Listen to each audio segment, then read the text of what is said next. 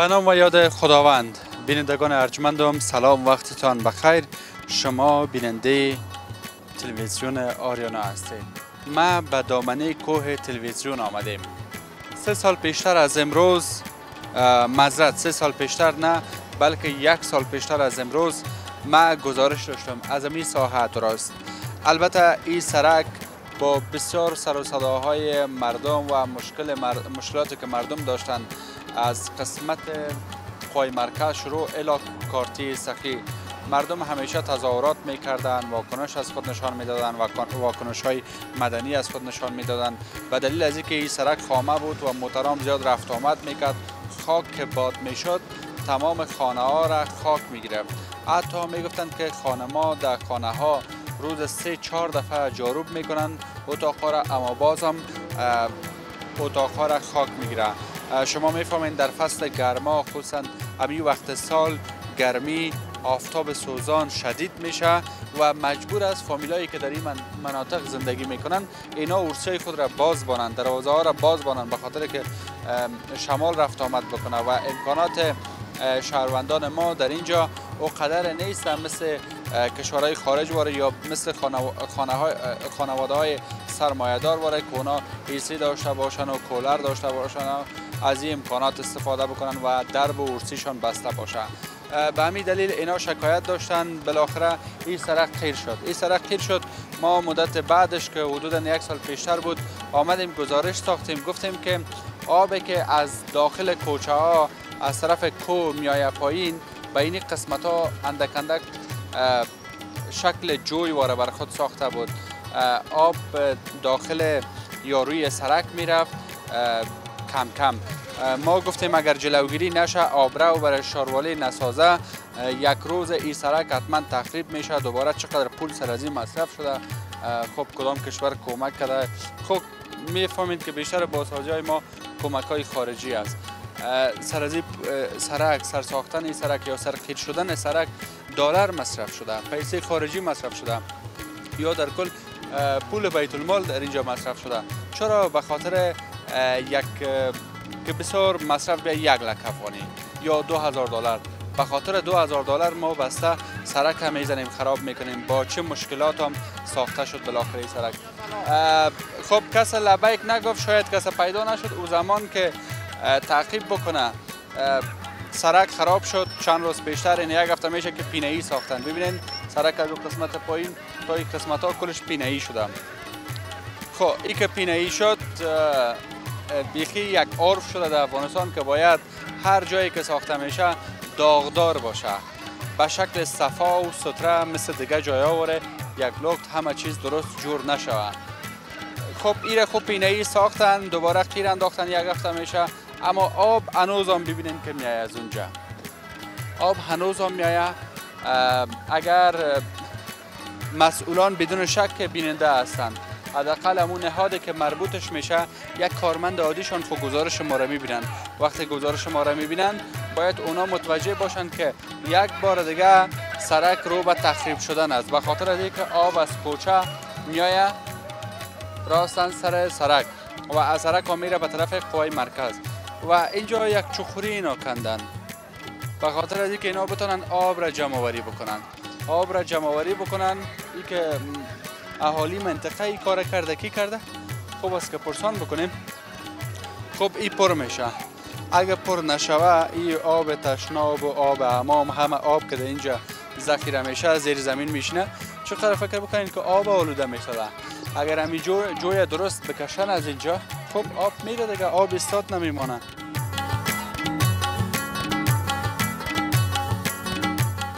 شما از همین منطقه هستین؟ سلام. کاکا بیا که 1 دقیقه گپ بزنیم او شما. من 1 سال پیش همینجا یک گزارش داشتم، گفتم این سرک خسرش $1 مصرف شد، ساخته شد. شما مردم زیاد شکایت هم داشتین که زمانی که سرک خامه بود موترها رفت آمد میکرد، تمام خاک به خانه ایتان میره. بله درست. بالاخره سرک ساخته شد، پیسه مصرف شد. بله. کمک شد. گفت 1 سال پیشتر گزارش داشتم، گفتم اگر جلو از او گرفته نشه، اینمی بر او یک راه صحیح پیدا نشه، اینمی قیر خراب میکنه. اما اینا دیدیم که قیر خراب کرده بود. این 1 هفته میشه دوباره پینه ای ساختن ایده. حالا وقتی که پینه‌ای ساختیان شما خودتون مال هستی موجود هستی میبینید. پینه را که ساختیان این پینه اوی که پس میره دم خود همون پینه میره. پینه درست لیور نشده، پینه درست هست. اون میبینی خود پخچی و بلندیش مهم نیست. ترتیری کردن. بله همون تو سر خود تیر کردن و این جای کیچوکوری را که میبینی خود نایه کنده. نمو مسیرش معلوم میشه و اون فصل شده با اوجا سنگکاری شده، دیوالش مکمل شده. منتها این مابین جوی پر کردن. جوی پر کردن. جوی چرا پر کردن؟ جوی دیگه نمیفهمم. وقتی که پر کردن این جوی پر شد پس اون یک دیوالش اوجا معلوم میشه. نشود دیوال دیگه. این دیوال دیگه که آب گنده و اشتها مردار جمع شده. این را پر کردن. حالی هم که کندیانش هوایی که از بالا میاد اینجا جمع میشه. از اینجا باز او میره و در سرک. از طرف زمستان در این سرک چه قومی هست؟ از طرف زمستان خب بسیار او جوی نیست، نمی سرک خودش جوی است از طرف زمستان. بله حالا این خوی نمیقدر ما چیزی هم هست کلش از خرابی جوی است. یعنی منطقه تا بونو قسمت خشتاست تا با اوجا گل بود. اینمی بچه های همین منطقه فامیلی خصوصا دونو آدم. اونو را که میبینی با خدا که هر وقت بچید بیل در دستش از پاک میکنه کثافات همین جنگلی را در اونجا میبره. اینجا سرک عمومی است. سرک عمومی تا چه وقت حتی برای از این آدم خانه دادن که تو در نایه کار میکنی. این کارش آمد دیگه پشت از این گپ نگرد. باز هم این دیروز خود همی آدم کراچی را گرفته اون از پیش خشت تا به اینجا صاف کردش پاکش کرده که باشه همیجا پاک شده. و دوم دیگه اولش وقتی که یا چیز کردن سرک خیر کردن این لایه اول است. این لایه اول است؟ بله لایه اول است. لایه دوم اساسیش کار نشده. حالا چه وقت رو میندازه؟ این دیگه مربوط نایه و مربوط خود شاروالی است. این کی کار کرده؟ مربوط کجا میشه؟ این مربوط یک شرکت شخصی است. این مربوط نایه دوست که منتها شرکت شخصی است. میشه شیرین آقا نام داره. و خودت حالا فکر بکن آدمی 15 متر سرک بود. همین متر بکنه 12 متر سرک نیستی پیاده رو نداره، اورا و جوی نداره. سرک دو طرف باید اورا و جوی داشته باشه. یک طرف است اون سرکی هم است که جوی رمون داد اون میبینید خودتون 10 سانتی جوی نیست. از این مسیر از بالا چیز به سیل میاد. از این مسیر سیل میاد. اینمی که جنگلی ها که میبینید کلش از سیل. بر از این سیل که از این کوچه و از این کوچه به راهش کجاست؟ راهش سابق که بود وقت داوود خان و وقت ظاهر خان راهشون نگم میگیم من نشانت میدم. اینمی تو دیوال بوده نه به این قسمت دیوال کانکریتی است که حتی اسکواتوری را کنده نتونست. این راه بند شد. فامیلی خیر خانه جور شد یا مشکلات دایی بود خانه جور شد. حالا بغیر از این که انکامش اینمی که اینمی جوی پس بکنن نمی چیز صاف کنن از زیر سرک جوی تیر شده اصلا حال فعلا از زیر سرک. حالا امور چرا پر کردن؟ چرا صاف نمیکنن؟ من نمیفهمم که علتش چیز او بندش کرده. او که از چهار طرف که آمد شدت کرد ریگ و سنگ آورد بند شده بود. فقط بدون جویچه سیار. چرا زیر زور پاک نمیکنن؟ امور هیچ دیوال نکردن. دیوالش دو طرف دیوال کردن پس خاک پرش کردن. این را او پر نکرد. شما ببینید که اگر اسکواتور آمد من همی ضرب زبان خودم میدم. اگر یک دانه این را پر کرده بودن درش که میدازم. هیچ کسی سری از این چک مونده نه هیچی. پس دو طرف دیوال شده. دو طرف دیوال این از اینجا اون با اون مسیر نصبش کرده دیواله. منتها سرش باز است. پس خاک پرش کردن دیره. سرک تیر کردن. سرک تیر کردن. اما مثلا ما ریسفیداد میگه آوا در قلوق بانو تیر شو برو پنج. خیلی بینی کاکا صدایتان انشالله که مسئولین شنیدن. یک روز نایه دو هم میریم پرسان میکنیم که بالاخره اینا لایه اول قیر ریختن و لایه اصلیش تو هنوز باقی مانده چرا یک قسم یک کار کردن این حتما پرسان میکنیم. ما خودم هم میگم وقتی که نمی دیوال میکردن خودم خداوسی رفتیم در نایه رئیس نایه را گفتیم رئیس نایه نفر انجینر خود را مان کرد وقتی که نمی دیوال میکالی دیوال بلندیش چند متر است ببین اون از پایین تا به بالا حداقل 4 متر خو 4 نمیاد 3 متر میاد 3 متر با یک سنگ که یک قسم مانده شد مقاومت داره سنگی که دیوال شد ما خودم در نایه رفتم اینمیجا دیوال میکردن 6 تا بودیم اونجا سنگا را ایتو میمونه رفتم در شانهش دکه دادم رفتم مانده نشی وطندار زنده باشی گفت وقت چرا سنگ ایتو میمونی خود 4 متر بلندیش میشه این وقتی که چیز شد خب میکشه دیوار چپه میکنه. گفت ما نما میکشیم. ما گفتم نما میکشی؟ گفت بله. ما گفتم دیگه سنگ سر سنگ نمونی. رفتم در نایه رفتم انجینرش گرفت آوردم، وکیل زنگ زد، خود نماینده شرکت آوردم، وکیل و نماینده شرکت و نایه. وقتی که چوب زدن در چیز یک سیخ گرفتن که هیچ پشت سنگ سمت نداره.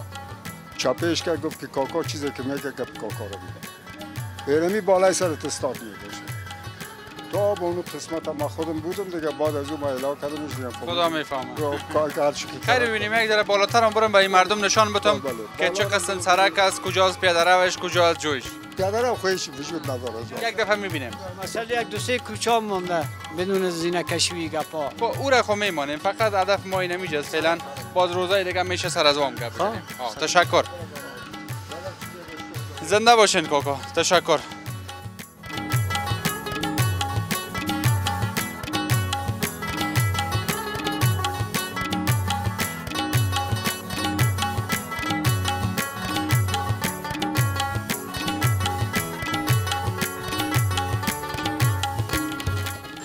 کسانی که در کوه و دامنای کوه زندگی کردن اونا میفهمند که چقدر سیل داره، چقدر سیلاب پایین میشه از کوه. فکر بکنین که از چند سمت کوه آب جمع میشه، فقط به 3 یا 4 مسیر انتقال پیدا میکنه، پایین میشه و از هر مسیری که پایین میشه، خانه باشه، جوی باشه، پل باشه، پلچک باشه، سرک باشه، هر چیز باشه زیر تهدید سیل قرار میگیره. اما جویی که بر از این سرک یا خانه ها و بر از این مسیرهای سیلبر یا سیلبر ساخته شده، اینی جوی است. فکر بکنین این جوی هم پر است و دیدن مردم میگن که کلاخ را روی آب ماندن و از آب گذاشتن. اینقدر جوی فکر میکنن که کافی است این را سنگ پر کرده میاله و حدوداً 1 سال میشه که این لایه ریخته یا یک لایه ریخته. لایه اصلیش و گفته باشندگان این منطقه شما هم شنیدین که تا هنوزم باقی مانده. در 1 سال نوبت لایه دومش یا سومش است یا نهاییش است نمیرسه. چرا؟ امید است که در این رابطه مسئولین پاسخگو باشند و اگر اونا توجه نکنن یک روز حتما به ناحیه دوم یا به خود شارواله کابل میریم، پرسان میکنیم که پروژهشان تا هنوز چرا نیمکاره مانده. یکی خب موضوع نیمکاره بودن است و یکی که شما جوی کشی کردین تا هنوز حداقل می کارمندای تنظیف را خوروان بکنین که می پاکاری خوب بکنن جویا. درست است ما در بعض جاهای کابل شهروندان خود را یا باشندگان شهر خود را متهم به این ساختیم که از فرهنگ شهرنشینی چندان آگاهی ندارند، اما در اینجا خب شهروندان ما کمتر هستند. حتی خانه هایی که در قسمت بالا بود خانه ها را تخریب کردن، میبینین قابل زندگی کردن نیست. خانه هایی که تا هنوز باقی مانده و ناگفتن امانه این قسمتی که جور میکنن اینجا هم حدودا 1 سال میشه که به می حالت باقی مانده.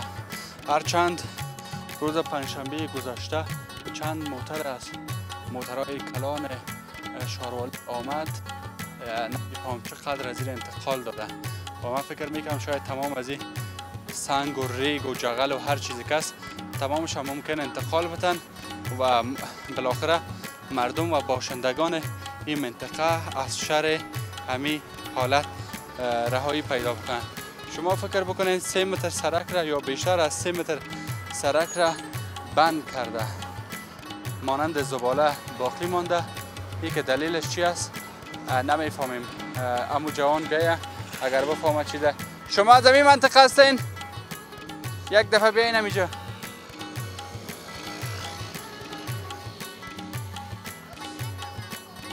سلام، خوب هستین؟ خانه‌تون کدام است؟ اینی خانه‌تونه؟ کدام ذره در سرک رفت یا نه خانه‌تون؟ رفت یک کجا. حال در نفش مانده؟ آلوجه چه قسم آرد روغن شما بلند میکنین؟ این راه ما اون طرف پشت است. خب از یک راه دیگه میرین؟ شما خانه رو ببینین واقعا جالب است. از این دروازه و قدر کار نمیگیرین خیلی؟ نه نمیگیره. تصمیم دارین زینه بشانین؟ دولت گفت زینه جور میکنم براتون بود نکردی. جور نکرد. اینمی سنگا به خاطر چی مانده اینجا؟ اینجا دولت این چقوری دولت کنده که معلوم میشه دست راست؟ دیگه با ما کند با گفت میبردارم دینه رو زینه قدرش برداشت خلاص. یک ذره دیروز برداشت. چقدر وقت سنگا مانده اینجا؟ 2 سال. 2 سال شد. 1 سالش خو ما شاهد بودیم. یعنی 2 سال شدن. این چقدر سرک تنگ ساخته، چقدر خاک میکنه و چقدر مردم با مشکل گرفتار است. بسیار. چرا نمیبرداره؟ دلیلش گفتن براتون؟ آمدن اینجا یک روز دیگه برداشتن که میشه با دیگه گم شدن تا حالا. تیر خدا آوردن. خب خداوند انصاف بده بر از اینا. و جویایی که ساخته شده یگان دفعه شما بخش تنظیف دیدین پاککاری کردن یا نه؟ اینجا را خونه میکنن پایانا رو میکنن. بالاوار نمیکنن. خب وقتی که سیل از بالا میاد در کدام جای میره؟ دنمی جویا اینجا. اوکی این جویا خب پت است همیاله نه؟ این خب پت است. کلش اینمی سیلای بالا پت کرده نه بس. حتما در سرک میره دیگه. کلش به سرک. حتما در خانه مردم هم میره شما در اینجا که میبینید. او دو زیر خانه است دو رفته و پرش کرده. تشکر. زنده باشین. شما بیننده گزارش ویژه ما از دامنه کوی تلویزیون هستین و میبینین که مردم ما با چه نوع یا با چگونه مشکلات روبرو هستند. مشکلات هم برخواسته نظر بر گفتهای باشندگان امی منطقه، مشکلات هم برخواسته از بی‌تفاوتی یک عده مسئولین است که توجه نمیکنن با وجود که امکانات دارن اینقدر که حداقل جویا را پاک بکنن. حداقل شما فکر بکنین که ما در شارواله و در هر ناحیه مربوطه ما چندین موتر دمترک یا موتر بزرگ داریم که موترهای سنگکشی یا ریگ و این چیزا را انتقال میتن. اینا یک روز صبح تا شام اگر تخصیص بتن یک 5 موتر را 2 موتر را اینا رو نمیتونن برداشتن. ما اسکواتور داریم و از او رقمی که میوردارن از او داریم. ای چیز با بیلم که وردارن باور بکنین که در یک روز صبح تا شام این سرک پاک میشه و جویارم خب وضعیت چه شما ببینید دیگه چگونه است.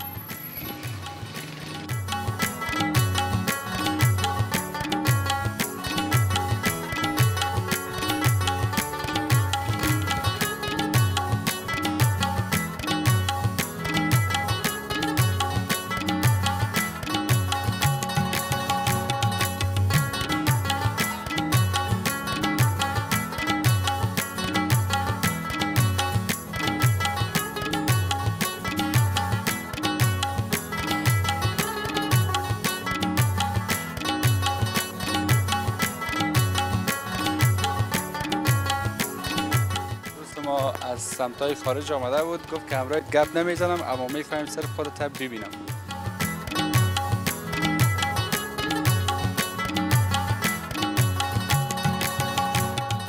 تشکر از اینکه شما بیننده گزارش ما بودین و امید میبرم گزارش مورد توجه شما قرار گرفته باشه تا اینکه بازم یک روز دیگه در خدمت شما در یک گزارش دیگه حاضر میشویم. هر یکتان را به عزت منان میسپاریم. خدا نگهدار همه شما. تشکر از اینکه تا این لحظه بیننده گزارش بودین. اگر میخواین گزارش های قبلی بنده را بیننده باشین اینجا را کلیک بکنین و اگر میخواین گزارش های آینده را بیننده باشین اینجا را کلیک بکنین و اگر میخواین با شبکه جهانی آریانا همیشه باشین پس ما را سابسکرایب بکنین.